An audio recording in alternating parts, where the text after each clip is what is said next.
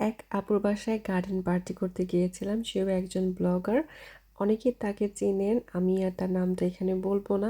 যারা তাকে চেনেন তার নামটা অবশ্যই কমেন্টে লিখে জানাবেন, তাহলে জানবো আপনারা তাকে চিনেন। আমি কোথাও যাওয়ার আগে, সেটা দাওয়াত হোক, ঘুরতে যাওয়া হোক, সব কিছু এইভাবে রেডি করে রাখি। আমার কোন বাচ্চা কোনটা পরবে, আমি কোন ড্রেসটা পরবো, যাতে সহজেই আমি যাওয়ার আগে সবাইকে এখান থেকে নিয়ে রেডি করাতে পারি। অনেক সময় তো একদিন আগে আমি সব কিছু রেডি করে রাখি যে কালকে এটা এ পরবে, ওইটা ওই পরবে। এই অভ্যাস আমার অনেক আগের থেকেই, সব কিছু আগের থেকে রেডি করে রাখা। এই তো আমি ড্রেসটা পরে ফেললাম। আজকের ড্রেসের কালার ছিল পিঙ্ক। সবাইকে পিঙ্ক কালার পরতে হবে। তো আমি হচ্ছে এটা পরলাম, আমার কাছে এটা ভালো লেগেছে। ড্রেসটা অনেক সুন্দর, গর্জিয়াস ছিল। মেয়েদের সবার ছিল পিঙ্ক, আর ছেলেদের ছিল হচ্ছে হোয়াইট কালার। তো ওদেরকে আমি হোয়াইট কালারের টি শার্ট পরায় নিছি। এটা মেনলি বাচ্চা পার্টি ছিল, এখানে কোনো হাজবেন্ড অ্যালাউ ছিল না, তাই আমি আমার 3 বাচ্চা নিয়ে চলে গেছি। আমার হাজবেন্ড ছিল কাজে। তো ওদেরকে নিয়ে আমার আসতে একটু কষ্ট হয়েছে, বাট আসার পরে অনেক ভালো লেগেছে। এই হচ্ছে গার্ডেনের ডেকোরেশন। খুব সুন্দর করে সাজানো হয়েছে, যতটুকু সম্ভব সে করেছে। আমার কাছে তো অনেক ভালো লেগেছে। আর এখানে শুধু মেনলি টার্গেট ছিল ছোট মেয়ে বাচ্চা আর ছোট যাদের যাদের ছেলে বাচ্চা আছে, আর সব মায়েরা। এখানে কারো হাজবেন্ডই ছিল না। আমরা একটু আড্ডা দিয়েছি, গল্প করেছি। বাচ্চারা অনেক আনন্দ করেছে, কিন্তু আমার ছোট বাচ্চাটার বয়স এখন তো 6.5 মাস। ও যেখানেই যায়, আবার কেউ আমার বাসায় যদি আসে, নতুন ফেস দেখলেই কান্না করে। প্রথম 1 ঘন্টা শুধু ননস্টপ কান্নাই করে গেছে, কান্নাই করে গেছে। তারপর যখন ও ঘুমাইছে, আমি একটু শান্তি পেয়েছি, এবং ঘুমের থেকে ওঠার পরে হচ্ছে কিছুটা সময় ও খুব ভালোই ছিল। যতটুকু সময় ঘুমাইছে অতটুকু সময় আমি খুব ভালো আনন্দ করেছি। যাই হোক, এই বাসাটা দেখে অনেকে চিনতে পারছেন আমি কার বাসায় এসেছি।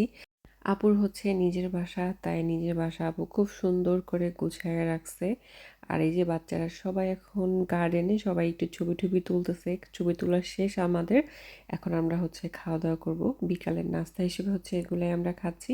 আসলে সামারেই চাই আমরা সবাই একটু আনন্দ করতে, কারণ এই 2টা মাসই হচ্ছে আমাদের জন্য অনেক কিছু।